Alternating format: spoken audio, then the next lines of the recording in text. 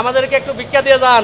আমরা সরকারের সরকারি কর্মচারী, সরকারি পোশাক গায়ে আমাদের ৬৫০০ টাকা বেতন। তা দিয়ে বর্তমান সমাজে কোনো পরিবার চলতে পারে না। বাধ্য হয়ে সরকারি পোশাক গায়ে দিয়ে আমরা ভিক্ষাবৃত্তির পথ বেছে নিয়েছি। আপনারা সকলে ২-৪-৫টা টাকা আমাদের ভিক্ষা দিয়ে যান। দয়া করেন, আপনারা এই ৬৫০০ টাকা দিয়ে সংসার চলতে পারে না।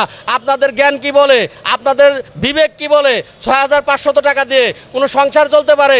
আমাদের বেতন ৬৫০০ টাকা বর্তমানে দেয়া হচ্ছে।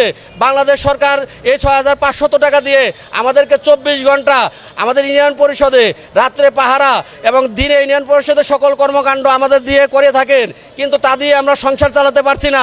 আজকে ১৫ দিন যাবত এখানে আমরা অবস্থান করতেছি। আমাদের পকেটের টাকা ফুরিয়ে গেছে। আমরা দুপুরবেলা যে খাবো সেই টাকা আমাদের কাছে নাই। আমরা বাড়ি থেকে এসেছি ১৪-১৫ দিন হয়েছে। এই 15 দিনে বাড়িতেও কোনো চাউল নাই, বাড়িতে বাজার নাই। বাধ্য হয়ে আমরা ভিক্ষার রাস্তাটি বেছে নিয়েছি। এই লজ্জা বাংলাদেশ সরকারের, এই লজ্জা জাতির বিবেকের কাছে প্রশ্ন রইল। আপনারা সকলেই এগিয়ে আসবেন, আমাদের সহযোগিতা করেন, আমাদের ৪৬,০০০ গ্রাম পুলিশ পরিবারদেরকে বাঁচান। তাদের মুখে অন্ন, বস্ত্র, বাসস্থান, শিক্ষা, চিকিৎসা 5টি মৌলিক চাহিদা পূরণ করার জন্য আপনারা সকলেই এগিয়ে আসেন। আমাদের ২-৪টা টাকা দিয়ে যান, কেউ যাবেন না। সকলের কাছে অনুরোধ রইল, কেউ যাবেন না, সকলেই আসেন। একটু ভাই ২-৪টা টাকা দিয়ে যাবেন। আপনাদের এই ২-৪টা টাকা দিয়ে আমরা দুপুরবেলা ডাল ভাত খাবো, আমরা রাত্রিতে খাবো, আবার সকালে যেন আমরা এখানে বসতে পারি, আমরা ভিক্ষা করতে পারি, আপনাদের ভিক্ষার টাকা দিয়ে আমাদের সংসার চালাতে পারি। আমি আর পারতেছি না, বাধ্য হয়েই আপনাদের কাছে ভিক্ষা চাচ্ছি। যদিও ভিক্ষাবৃত্তি মাননীয় প্রধানমন্ত্রী তিনি নিষেধাজ্ঞা ঘোষণা করেছেন, তিনি ভিক্ষুক মুক্ত বাংলাদেশ গড়ার স্বপ্ন দেখছেন, কিন্তু ৬৫০০ টাকা বেতন দিয়ে কিভাবে আমার সংসার চালাবো, কিভাবে এই দেশ ভিক্ষুক মুক্ত হবে? বাংলাদেশের ৪৬,৮৭০ জন ব্যক্তিকে ভিক্ষার থালা হাতে ধরিয়ে দিয়ে রেখেছেন স্বয়ং এই বাংলাদেশের নেত্রী, বাংলাদেশের প্রধানমন্ত্রী মাননীয় শেখ হাসিনা এবং আমাদের স্থানীয় সরকার বিভাগ, মাননীয় স্থানীয় সরকার বিভাগ আমাদেরকে ভিক্ষার থালা হাতে ধরিয়ে রেখেছে। গ্রাম পুলিশ বাহিনীর সদস্যরা যখন অবসরে যায় বাধ্য হয়ে তাদের ভিক্ষাবৃত্তি করতে হয়। আর আজকে বর্তমান সময়ে ভিক্ষা ছাড়া ৬৫০০ টাকা দিয়ে কোনোভাবেই চলা সম্ভব হচ্ছে না। সকলেই আমাদের ২-৪-৫টা টাকা দিয়ে যান, সকলেই এগিয়ে আসেন, কেউ বাইরে যান না, আপনারা দয়া করেন। যেখানে আমরা ৪৭,০০০ গ্রাম পুলিশ বাহিনীর সদস্যরা স্থানীয় পর্যায়ে প্রতি রাত্রে নিজের ঘরটা খালি রেখে নিজের বাড়ির নিরাপত্তা না দিয়ে আমরা প্রত্যেক ওয়ার্ডের একজন গ্রাম পুলিশ সদস্য তার ওয়ার্ডের নিরাপত্তা দিয়ে থাকি।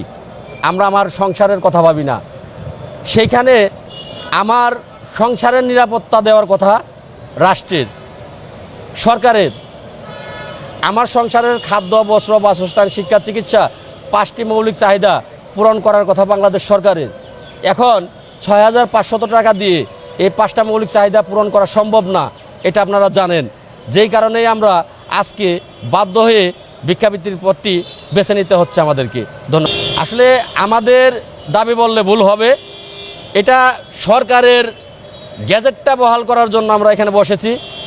আমাদের দাবি বলতে যেটা আমি বুঝি যে আমি কোনো একটা বিষয় সরকারের কাছে দাবি জানাচ্ছি। এখানে সরকার ২০১১ সালে নিজেই গ্যাজেট দিয়েছে। সেই গ্যাজেট মানে আমার মতে গ্যাজেট মানে বাংলাদেশের আইন, যা জাতীয় সংসদ থেকে বের হয়ে আসে, রাষ্ট্রপতির স্বাক্ষরিত গ্যাজেট, সেটা বাংলাদেশের আইন, সংবিধান। সেই সংবিধান অনুযায়ী, আইন অনুযায়ী রাষ্ট্র, স্থানীয় সরকার আমাকে বেতন দিচ্ছে না। সেই আইনটি বহালের জন্য, জাতীয়করণ বহালের জন্য আজকে আমি এখানে বসে আছি। আমার দাবি একটাই, ৪৭,০০০ গ্রাম পুলিশ বাহিনীর সদস্যরা যেহেতু সরকারি পোশাক গায়ে, তাদের বেতনটা অবশ্যই সরকারি হওয়া উচিত। তারা সরকারের সর্বনিম্ন স্তরের হলেও, যে সুইপার, ক্লিনার, ওয়ার্ড বয়, যারা সরকারের সর্বনিম্ন স্তরের, সেই গ্রেডটা সরকারের দাবি করেছে এই গ্রাম পুলিশ বাহিনীর সদস্যরা। সেই গ্রেড অনুযায়ী বেতন দাবি করছি। ধন্যবাদ। ৪৭,০০০ গ্রাম পুলিশ বাহিনীর সদস্য যে প্রশ্নটি আপনি করেছেন যে দাবি আদায় না হলে আমরা কি করব। আসলে আমরা সকলেই জানি বর্তমান মাননীয় প্রধানমন্ত্রী, দেশরত্ন জননেত্রী শেখ হাসিনা, তিনি মানবতার মা। তিনি কারো হক মেরে খায় না, তিনি কারো অধিকার তাদের বঞ্চিত করে না। আমাদের সকল অভিযোগ স্থানীয় সরকার বিভাগের উপর, মাননীয় প্রধানমন্ত্রীর উপর আমাদের কোনো অভিযোগ নাই।